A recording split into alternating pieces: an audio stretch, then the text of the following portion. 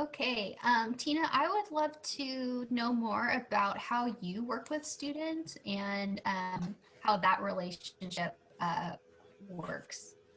Yeah, and in this case, we're talking about occupational therapy students. But honestly, for places that, for venues that don't have an occupational therapy school close by, we've thought about this a lot, that you could use speech and language pathology students since communication is such a big factor. And you could also use special education interns or physical therapy students.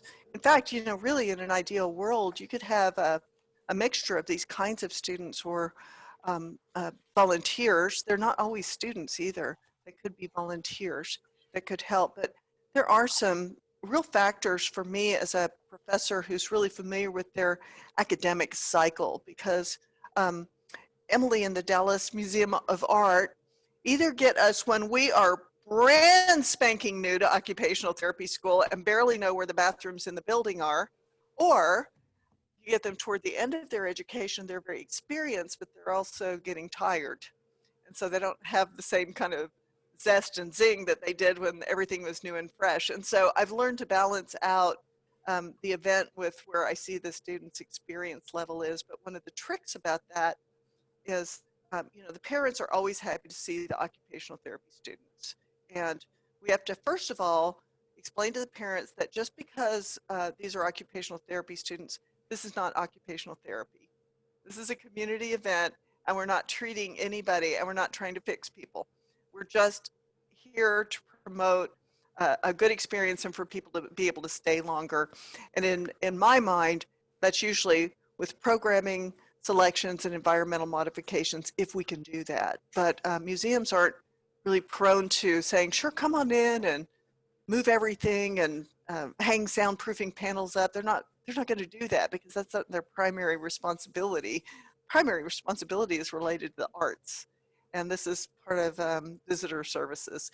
So um, the biggest challenges I have with the students, first of all, um, in conjunction with the place, we schedule the students so that for their learning, if it's a 2-hour block, I want each student to have at least 2 experiences. So if we put the student in a gross motor station for an hour, then the second hour I would either have them in the sensory motor, or excuse me, the sensory escape hatch or the sensory environment or fine motor, or they might be helping the music therapist when she does her programs, or they might be outside with the kids where they're really promoting some social activities. And hopefully we can move it beyond just socializing with their own family unit, you know, making new friends or talking to people.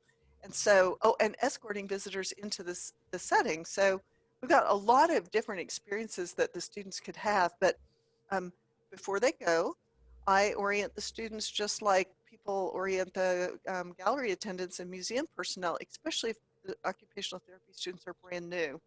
We have an orientation session so that they know some of the fundamental realities of communicating with kids on the spectrum, talking to the kids' parents, which, by the way, is a very unique opportunity because usually students who are in therapy school don't work with parents. They work with the kids in their context. And so um, the parents really like to inform the students what it's like for them.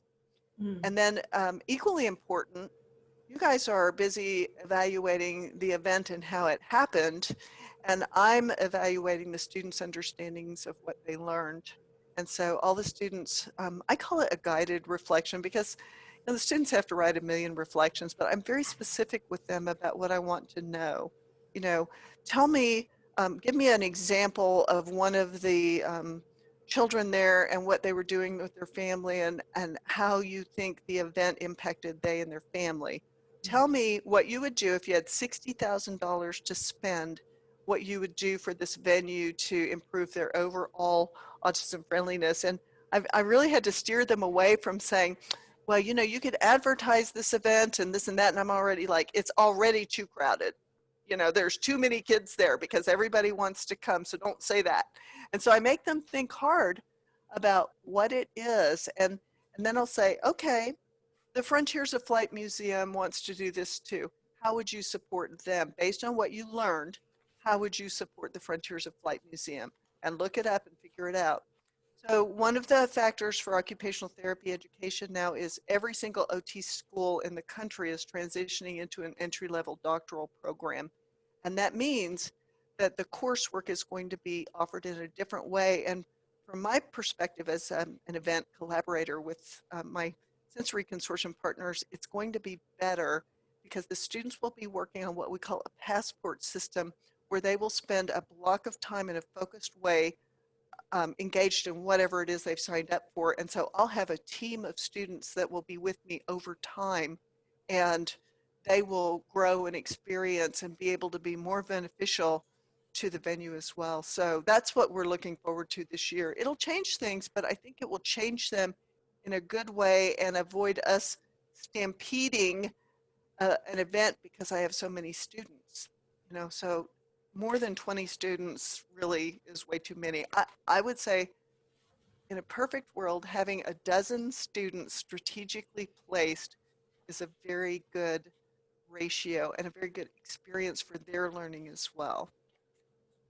Well, I feel like we've Yeah. really struck a symbiotic relationship between, Mhm. the arts and culture institutions of the Sensory Yes. Consortium and TWU, because, of course, we could not do it without you and without your students. We all have backgrounds, in art or in education or biology. So we really rely on your expertise. And I think for the students, it gives them the opportunity to have some hands-on experience while they're still doing their coursework. Mhm. And just from the feedback that I've gotten from students, they've also really enjoyed seeing families outside of, the traditional Yes. occupational therapy environment, just getting to see Yes. how they interact with the world, in a different way. I also That's want to right. I also want to add that our administration really appreciates having TWU and students on our campus when we offer a large scale sensory event, because you are the experts. And if something does arise, it just gives everyone peace of mind that it is, because we do have volunteers and other staff members that are also helping man some of the tables, that there's somebody there that knows how to engage and direct these energies positively and make them feel special and not worry about the noises or whatever else, that these are things to be anticipated. So it's a Well, win. I was just thinking, one of the things that we had a lot of fun with is some of my students and I went over and did an orientation session for the zookeepers one time.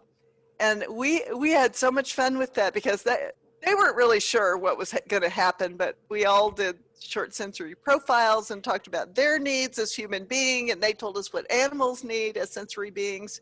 And then we helped them develop some social stories right on the spot based on scenarios that they would tell us. And we said, okay, here's the recipe and here's how it works. So let's create some stories that are meaningful to you as a zookeeper. What do you really want to tell people with autism? And then we take a few of our sensory supports out there, like our weighted blankets, etc. And I let the students orient them, because that's a great way for the OT students to really interact with people, like at that consumer education level, which is where a lot of therapy is going to. So I feel like that also is a real win-win situation. But we try to always emphasize the fact that we are helping, we are collaborators, and we are not the boss, because we're just an extra resource. So It truly is a win-win-win scenario. It's a win for the university and that the students get experience. It's a win for our institutions because we get the expertise, and it's a win for the parents and the children because they know this is a place that appreciates them and wants them to have a great time. well, and one last thought, I cannot tell you how many students have said, I have never been to an art museum, and they just can't believe how many things art museums do for the visitors. And so I think just expanding their own scope of where occupational therapists can practice and work with is really important for the future of our profession. We need to break the students out of clinical settings and school systems into everyday life, just like you were saying. And we've talked frequently about a dad who always goes to the events at the Dallas Museum, and we call him Super Dad because it's his mission to educate occupational therapy students. And so he will get them and say, let's talk. And they just boom, sit down and listen to him talk. But he's saying things that I could yammer about for weeks. And he tells them once and it's real because he's there. He's in the middle of it. So anyway, all right. Well, thank you so much.